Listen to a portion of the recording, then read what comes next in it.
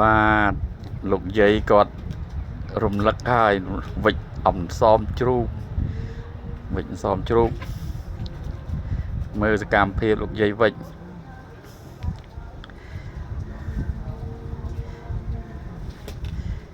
នេះស្នូម៉ែអាស្នូដាក់ឯងមកទំហឹងចាំមើលទៅឃើញទេវិណាកំងអីត្រូវការលក់1 20000 1 20000មើលឥឡូវបានប៉ុណ្ណេះហើយអត់ព្រមទៅណាទេសកេកនៅវិចសមយកលក់ឲ្យកូន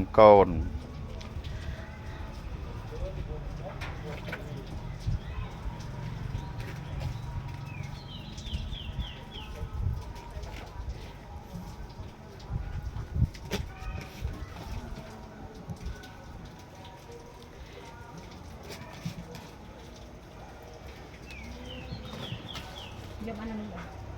យ៉ា1 20000 1 20000លក់ឲ្យតកូននេះក្រៅពីកូនអត់លក់ឲ្យទៀតទុកដាក់ក្នុងទូទឹកកកហូបបាន2ខែ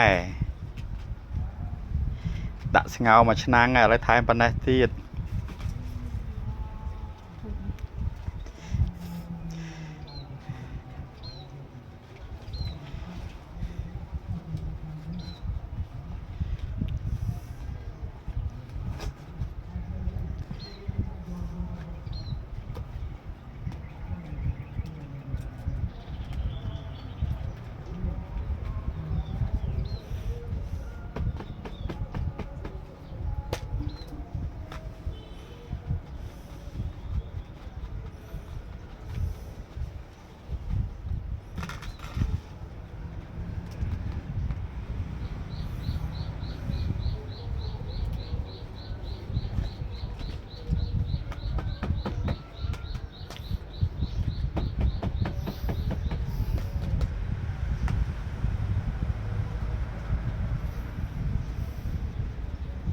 ខ្ញុំវិចចឹងណែនចឹងទៅទុកបានយូរ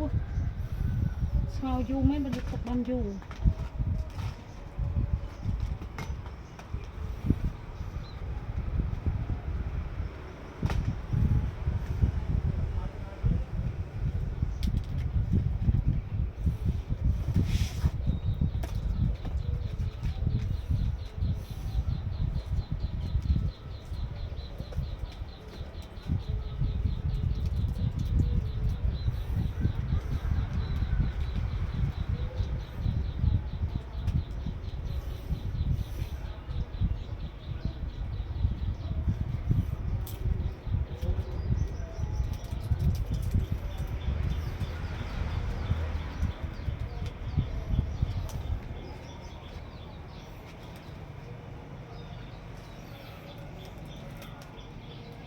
ចង់ខ្សែតែ4យកចិត្តណែចឹង